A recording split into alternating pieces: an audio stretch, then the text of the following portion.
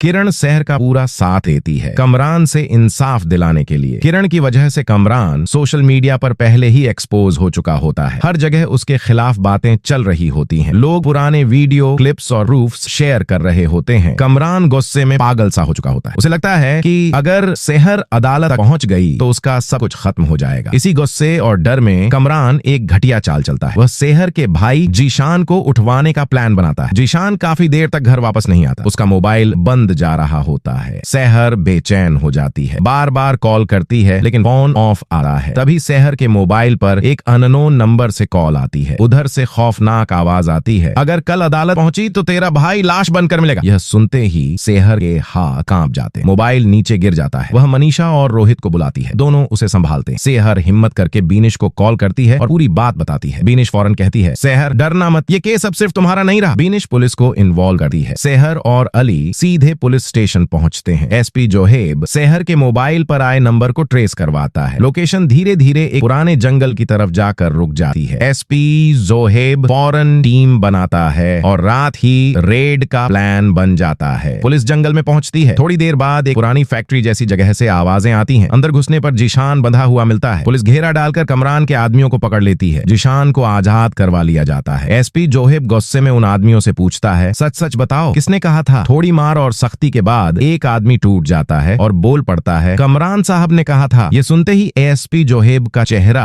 सख्त हो जाता है। पुलिस सीधे कमरान को गिरफ्तार करने उसके घर निकलती है, लेकिन कमरान को इंस्पेक्टर शफीकत से पहले ही खबर मिल चुकी होती है। कमरान बैग उठाकर भागा है, सीधा एयरपोर्ट पहुंचता है। जब वह फॉरेन फ्लाइट लेने वाला होता है तभी पीछे से पुलिस आ जाती है। एसपी जोहेब खुद कमरान को हथकड़ी लगाता है। मीडिया के कैमरे चमक उठते हैं। अगले दिन कमरान को अदालत में पेश किया जाता है। कोर्ट रूम खचाखच भरा होता है। किरण खुद आकर कमरान के खिलाफ गवाही देती है। वह कहती है, मैंने सब अपनी आंखों से देखा है, कमरान ने अपनी पावर का गलत इस्तेमाल किया। बीनिश कमरान के मुलाजिमों को बुलवाती है और सवालों की ऐसी झड़ी लगाती है कि वे सच बोलने पर मजबूर हो जाते हैं। एक एक करके सब बता देते हैं कि कमरान ने उन्हें झूठ बोलने के पैसे दिए थे और किडनैपिंग का ऑन ऑर्डर भी कमरान का ही था। इसी दौरान एसपी जोहेब इंस्पेक्टर शफीकत को भी बेनकाब कर देता है। डॉक्यूमेंट्स और कॉल रिकॉर्ड्स अदालत के सामने पेश किए जाते हैं। मीडिया जो अब तक कमरान के फेवर में बोल रही थी चुप हो जाती है। जज साहब गुस्से में वकील बुखारी की तरफ देखकर पूछते हैं, बुखारी साहब अब आप क्या कहेंगे? बुखारी शर्मिंदा आवाज में कहता है, माय लॉर्ड, मुझे नहीं पता था कि इतनी बड़ी कंपनी का मालिक इतना गिर सकता है, वरना मैं यह केस कभी नहीं लड़ता। अदालत तमाम सबूतों और गवाहों को देखते हुए कमरान को सजाए मौत का हुक्म सुना देती है। कोर्ट रूम में सन्नाटा छा जाता है। वकील बुखारी और इंस्पेक्टर शफीक को भी सस्पेंड कर दिया जाता है। एसपी जोहेब कमरान को पकड़ कर ले जाता है। सहर अदालत से बाहर निकलती है तो मीडिया उसके लिए तालियां बजाती है। हेडलाइंस चल रही होती हैं, सहर को इंसाफ मिल गया। इसी बीच अली सहर के सामने आकर अपनी मोहब्बत का इजहार करता है। वह कहता है, सहर मैं तुम्हारे साथ हर मोड़ पर खड़ा रहा हूँ। सहर आंसुओं के साथ कहती है, अली मैं एक बार जिंदगी में गलती कर चुकी हूँ, अब दोबारा यह रिस्क नहीं